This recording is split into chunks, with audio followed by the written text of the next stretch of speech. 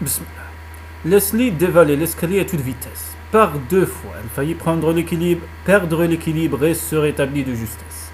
Plus vite, Fanny. La voix de Nick résonnait le long des couloirs déserts. Elle entendait le claquement précipité de ses pas sur les marches. D'une main fébrile, elle glissa son ticket 2 mètres dans la fente et franchit le tourniquet.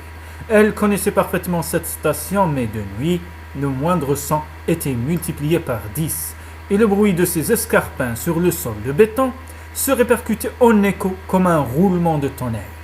Leslie haletait. Sa poitrine lui faisait aussi mal que si une poignée de fer s'était refermée sur son cœur.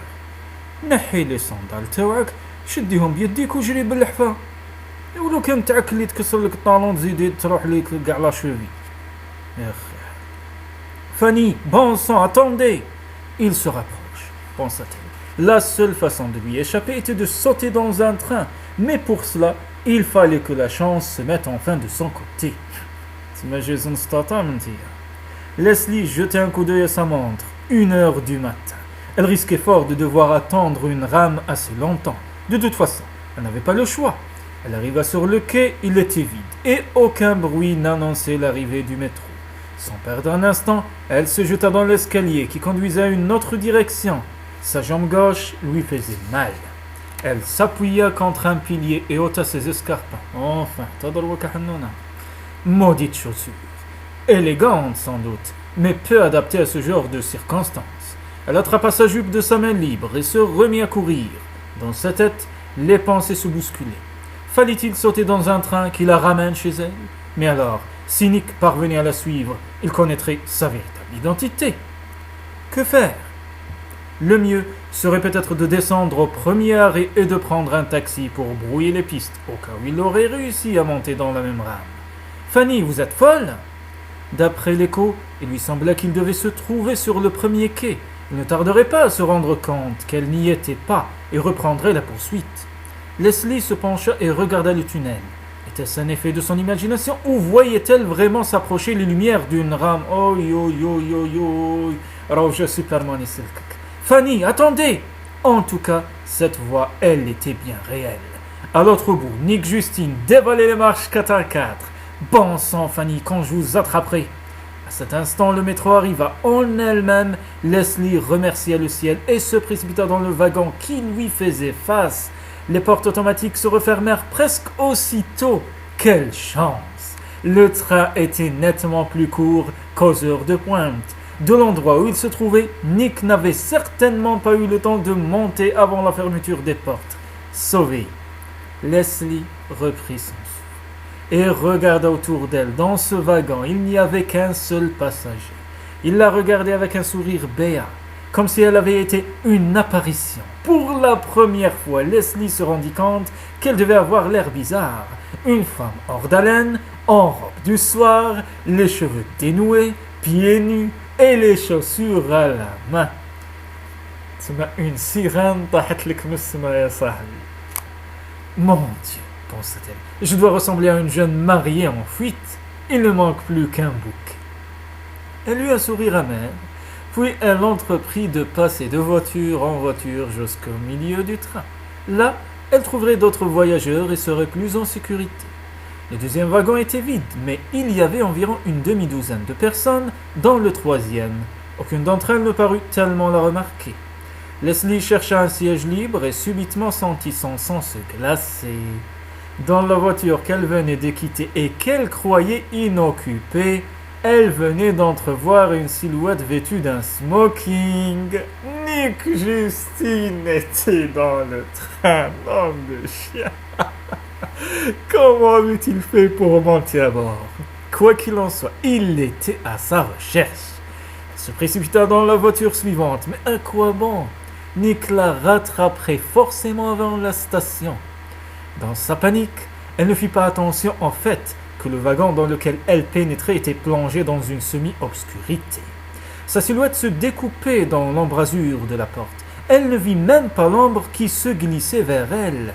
Tout se passa très vite. Quelqu'un la bouscula si violemment qu'elle en laissa tomber les chaussures qu'elle tenait toujours à la main. Elle entendit un bruit de tissu déchiré. Quand elle porta la main à sa gorge, ses doigts ne rencontrèrent que des lambeaux de soie. La broche d'aigues-marines et de diamants qui lui venait de sa mère avait disparu.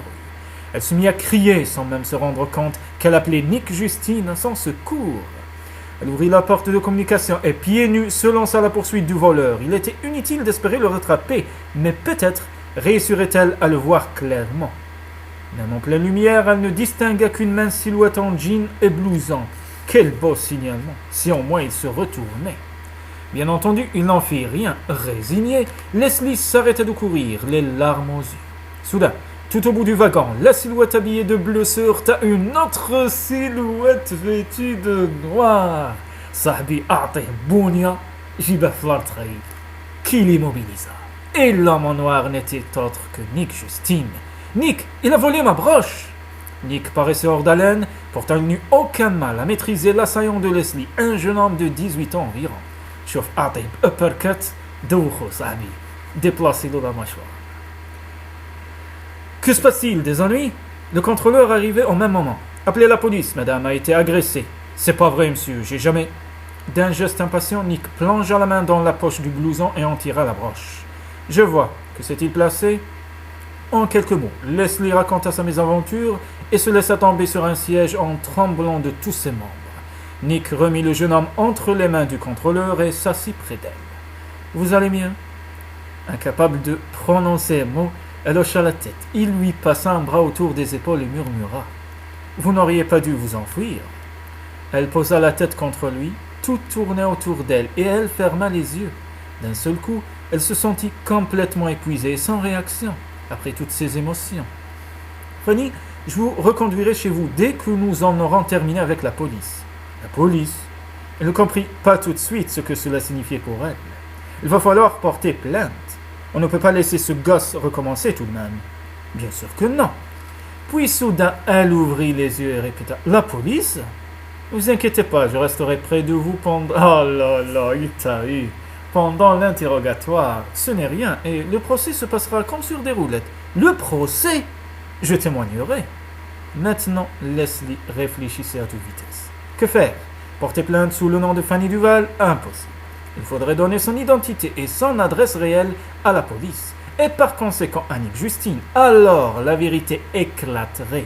Son livre, le prix, ses subterfuges, tout. Elle imaginait déjà les scènes que lui feraient tante Prudence et Harold, les récriminations, la colère, etc., etc. Bah, elle ne pouvait pas aller voir la police. Nick se méprit sur la panique qui lisait dans son regard. C'est fini, je sais que vous avez eu peur, mais il n'y a plus rien à craindre. Elle ne répondit pas, mais pensa que le mal ne faisait que commencer. Si cette affaire était connue, et elle le serait forcément, ne serait-ce qu'à cause du témoignage de Nick, ce serait terriblement pour elle. Encore une fois, il ne restait plus qu'une solution, la fuite. Elle soupira. À sa grande surprise, elle se rendait compte que justement, elle n'avait plus envie de fuir. L'inquiétude de Nick était sincère. Sa sollicitude lui réchauffait le cœur. Pourquoi se montrait-il donc si gentil? S'il l'avait traité avec ironie et condescendance, elle aurait planté là son remords, mais maintenant... Ça ne va pas, Fanny? Je ne me sens pas bien. Au fond, elle ne mentait pas, tout cela la rendait malade. Il la serra contre lui et se mit à lui caresser les cheveux pour la réconforter. Tout cela est bientôt fini. Nous allons arriver à la station. Leslie soupira. Autant profiter de ces dernières minutes de calme. Bientôt ils seraient de nouveaux ennemis et elle devrait s'enfuir. Soudain, elle se souvint que ses souliers étaient restés dans l'autre voiture et fit un geste pour se lever, mais Nick la retint. Où allez-vous? Mes chaussures là-bas? Attendez, j'y vais. Une seconde plus tard, il était de retour. Voilà, je n'avais pas vu votre sac. Je l'ai, mon agresseur s'est contenté d'arracher ma broche, si l'on peut dire. Je comprends votre émotion. Cette broche était un bijou de famille, n'est-ce pas? Elle doit représenter beaucoup de choses pour vous. Elle appartenait à ma mère. Elle lui appartenait? Oui, maman est morte. Je suis désolé. Leslie sentit qu'il allait poser d'autres questions et regretta d'avoir parlé si spontanément. À sa grande surprise, il n'en fit rien. Vous savez, Fanny, j'ai bien peur que vous ne revoyiez pas votre broche de sitôt. C'est une pièce à conviction. Je sais. Et si Leslie ne portait pas plainte, elle ne récupérerait jamais la broche de Cécilie. Pourtant, Elle pensa que cette perte serait moins grave que de ne plus voir Nick. Agenouillé devant elle, il lui prenait la cheville, pour lui remettre ses escailles.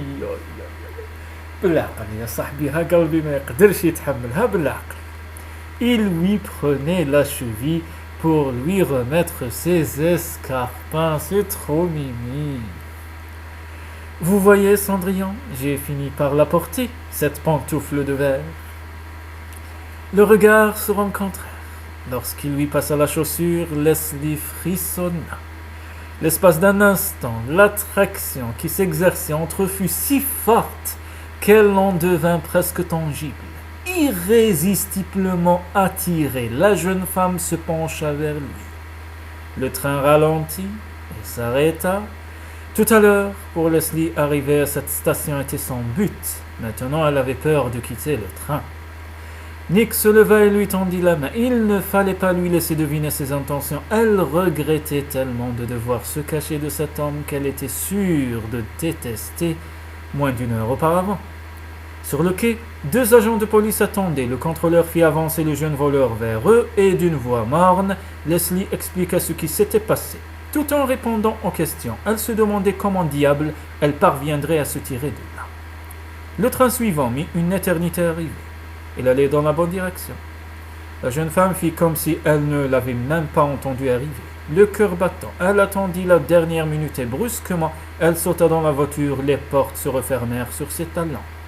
Fanny, le train s'ébranla juste avant qu'il s'engouffre dans le tunnel. Laisse-lui encore le temps de voir Nick et Justine courir le long du quai en criant son nom. Bonnie ouvrait des yeux. Comment? Vous avez eu le cran de sauter dans un autre train? Vous avez des nerfs d'acier, Leslie. Jamais je n'ai eu aussi peur de ma vie, mais je ne pouvais pas prendre le risque de me retrouver au poste de police. J'espère qu'ils se contenteront du témoignage de Nick. Peut-être va-t-il porter plainte contre ce gamin. Bonnie regarda son ami du coin de l'œil et lui versa une tasse de café. Vous avez des remords? Ah oui, et comment? Ah, c'est une nuit à marquer d'une pierre blanche. Les péchés de Leslie Daniels lui seront-ils pardonnés? Leslie éclata de rire. Ça, je n'en sais rien. Enfin, elle avait réussi à faire ce qu'elle avait voulu, et pourtant, elle ne se sentait ni apaisée ni satisfaite. Si la police était venue tambouriner à la porte pour l'arrêter, elle se serait sentie presque soulagée. La jeune femme regarda la petite collation préparée à l'improviste par son amie. Bonnie Chandler était la gentillesse même. Quand quelque chose n'allait pas pour Leslie, elle le sentait toujours et savait la réconforter. « Vous me sauvez la vie, Bonnie. N'est-ce pas cela que servent les amis? Vous ne trouvez pas cela terrible, vous levez en pleine nuit pour écouter mes histoires? Vous débarquez avec l'air de quelqu'un qui sortirait tout droit d'un film d'épouvante. Je ne vais tout de même pas laisser passer une telle occasion. Il me faut tous les détails. Mais vous les avez maintenant, l'enfer d'un bout à l'autre, voilà ce que c'était. » Un grand sourire illumina le visage de Bonnie. « Quand donc vous ai-je entendu dire que votre vie était triste à mourir? Il est vrai que ce soir j'ai eu mon compte d'émotions. Moi je trouve que c'est extraordinaire, Nick, Justine et Campbell en une seule soirée. C'était horrible, tout le temps. » Eh bien, Leslie eut le souvenir fugitif de Nick en train de l'enlacer. « Ah, c'est bien ce que je pensais, Leslie. Vous êtes une autre femme, je l'ai vue à l'instant même où vous passiez la porte. Quelle blague! Comme vous voulez, mais alors pourquoi rougissez-vous? Et puis, si vous voyez vos yeux quand vous dites son nom, il est arrogant, vaniteux, prétentieux, je l'ai trouvé parfaitement odieux. » Une lueur amusée brilla dans les yeux de Bonnie. « Bien sûr, il vous a aussi un peu sauvé la vie tout de même. Oh, n'exagérons rien, je n'étais pas en danger de mort. Et puis, d'abord, je ne serais jamais monté dans ce train s'il ne m'avait pas enlevé. Tout est sa faute. Je ne sais pas ce qu'en penserait un tribunal. Vous avez pris le taxi de votre plein gré. Bien sûr, je ne pouvais pas voir qu'il était dedans. Peut-être, mais ce n'est pas sa faute si vous n'aviez pas vos lunettes. Dites donc, vous êtes de quel côté? Le vôtre, ma chérie, le vôtre. » Elle poussait vers Leslie la boîte qui se trouvait devant elle. « Vous allez me faire le plaisir de manger quelques biscuits au chocolat. Vous avez besoin de vous reconstituer et mince quand vous l'êtes, ça ne vous fera pas de mal. On ne peut pas en dire autant de tout le monde. » Sur ce, elle saisit un biscuit et entendit un à Leslie qui l'attrapa en riant. À quoi ressemble-t-il? Comment pourrait-on le décrire en un seul? Seul. Quel est le terme pour qualifier quelqu'un qui va toujours de l'avant quoi qu'il arrive? Kamikaze? Intrépide. Exact. Il est absolument intrépide. Est-il aussi malin qu'il en a l'air à la télévision? Rusé comme un renard et 10 fois plus dangereux. Il est beau? Leslie hésita. Je ne sais pas bien, mais il en impose. Et il est plus jeune qu'il ne le paraît à l'écran. J'en déduis donc qu'il est beau. Vous rougissez encore. Dois-je supposer que vous embrassez? Un peu. Et alors? Leslie ne sut que répondre. Bonnie regarda ses joues écarlates, ses yeux brillants, et et soupira. Oh là là. Je le savais, vous avez quand même fini par vous en sortir. Alors, qu'allez-vous faire avec Harold? Rien du tout. Comment rien? Vous l'épousez quand même? Pourquoi pas? Enfin, Bonnie, ce n'est pas comme si je devais revoir Nick Justine. N'en soyez pas si sûr. De toute façon, maintenant, vous devriez bien voir que vous et Harold, vous n'êtes pas faits l'un pour l'autre. Oh, on le sait, qu'il ne vous plaît pas. Non, il ne me plaît pas. C'est un opportuniste. On ne peut pas lui faire confiance. Épouser à la fois la réputation de Harrison Daniels, la fortune de Cecily Daniels, et une jeune fille à la fois belle et innocente par-dessus le marché. C'est une véritable aubaine pour lui. Leslie, avec votre allure, votre nom et votre argent, vous faites une épouse de politicien idéal. Et c'est pour cela qu'Harold vous a choisi. واش من رجل عرضت الرجال الراجل اللي يدي مدامة على جال دراهمها نو مي سيريزمون الراجل اللي يخدم على المدامة ولا لو كونترير فهموني نورمالمون الراجل هو اللي يصرف على المدامة يا اخي حال الرجال تاع اخر الزمان. Vous ne croyez pas qu'il m'aime? Bonnie soupira. Peut-être, je n'en sais rien et ça m'est égal. Ce que je peux dire, c'est que vous ne l'aimez pas. Mais si? Leslie insistait avec moins de conviction qu'à l'ordinaire. Vous n'aimez aucun des contacts physiques que vous avez avec lui. Si, mais ça n'a rien d'extraordinaire, voilà. Alors pourquoi l'épouser, au lieu d'attendre l'homme avec qui ce serait extraordinaire? Je l'attendrai toute ma vie. Voyons, Bonnie, Harold est beau comme un dieu, et ça ne me fait rien. Alors, c'est que j'ai, moi, un problème, je dois m'y faire, c'est tout. شوفي حنونة الزين ماهوش كل شيء. Les sentiments هما الصح. درك تدي واحد شباب وما تحبيش واش ديري بيه؟ تفرجي فيه؟ تصوري معاه؟ كونك سيريوز حنونة. Allons donc, Nick Justine ne vous a pas fait réagir, peut-être? Leslie ouvrit la bouche pour protester, mais se reprit. Oui, je me suis sentie différente, mais ça ne veut rien dire. Ça veut tout dire, ya Jeddak, ça veut tout dire. Leslie, vous n'êtes pas fait pour vous entendre, c'est tout. Harold est peut-être beau, mais celui qui est pour vous un vrai homme, c'est Nick Justine. Ah, qu'il galbi yahdar. D'accord, un homme qui me déteste. Alors là, je n'en suis pas si sûr. Vous n'avez pas vu sa tête quand je l'ai planté sur le quai. Vous non plus, vous n'avez pas vos lunettes. Quoi qu'il en soit, nous ne nous verrons plus jamais. Ah, en pareil combien? À mon avis, il va vous rechercher. Oh, ça devient intéressant. Il va vous rechercher. À cette idée, Leslie sursauta. Non, bien sûr que si. Il y a le procès de votre voleur et son reportage. Voilà qui est suffisant pour être sûr qu'il n'abandonnera pas. Et s'il est aussi intrépide que vous le dites, il vous retrouvera. La vache. Alors que le ciel me vient en aide. يا ودي le ciel هو اللي يرسلوا لك يا حنونة. Bon. يا ربي اجمع بين كل عشيقين وما تخليهمش حرقة في قلبهم يا رب آمين.